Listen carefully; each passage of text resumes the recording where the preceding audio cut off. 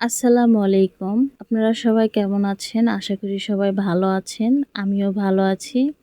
তো আমি রান্নার গল্প থেকে বলতেছিলাম। তো আজকে আমি পোলাও রান্না করব। তো আমি পোলাওটা রান্না করার জন্য চালটা ধুয়ে নিচ্ছি। ভালোভাবে ধুয়ে নেব। আমার ধুয়ে নেওয়াটা হয়ে গেছে। তো এখন এটা আমি আ পোলাওটা রান্নার জন্য চলে আসলাম। তো এর ফাঁকে একটা কথা বলি, পোলাওয়ের যে চালটা আছে এটা আমাদের হচ্ছে জমির চাল, মানে আমরা নিজে এটা করছিলাম। তো সেই চাল এটা আমরা সাধারণত আমরা পোলাওর চালটা বাসারই খেয়ে থাকি। কিনে খুব কমই খাই, কেননা আমাদের এটা হচ্ছে জমিতে লাগানো হয় প্রত্যেক বছরই। তো এদিকে আমার পেঁয়াজ ভাজাটা হয়ে গেছে। তো এরপর আমি এখানে চালটা দিয়ে দিব। এরপর আমি এর ভিতরে আ সাদা এলাচ, দারচিনি, তেজপাতা দিয়ে আমি ভেজে নেব। ভালো করে নেড়েচেড়ে আমি ভেজে নেব এটা। তো এটা ভাজা হয়ে যাক, আপনাদেরকে একটা গল্প শোনাই। একবার একজন রাজা এবং তার ২ টি পুত্র ছিলেন। রাজা প্রতি বছর একটি বড় পোলাওয়ের উৎসব আয়োজন করতেন।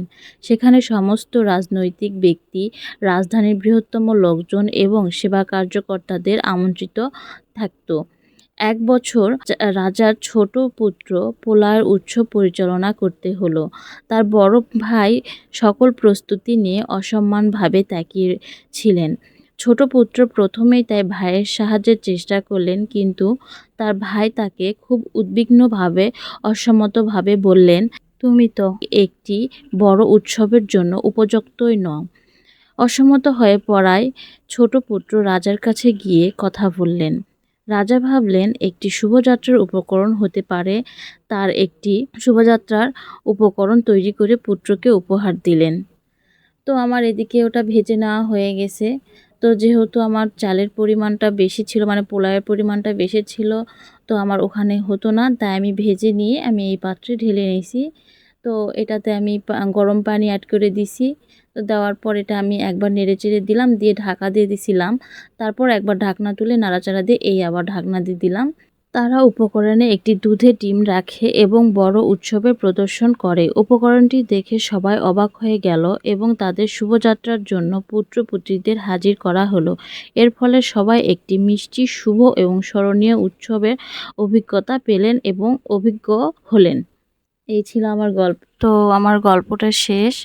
এদিকে আমার রান্নাটাও প্রায় শেষের দিকে হয়ে আসছে আমার পোলাও। তো এর উপরে আমি আরেকটু ঢাকা দিয়ে নেড়েচেড়ে নিলাম। নিয়ে এর উপর আমি বেরেস্তাটা আমি ভেজে রেখেছিলাম, সে বেরেস্তাটা দিয়ে দিব। তো আজকে এই পর্যন্তই ছিল আমার ভিডিও। যদি আপনাদের ভালো লাগে অবশ্যই লাইক, কমেন্ট, শেয়ার করে পাশে থাকবেন। আল্লাহ হাফেজ।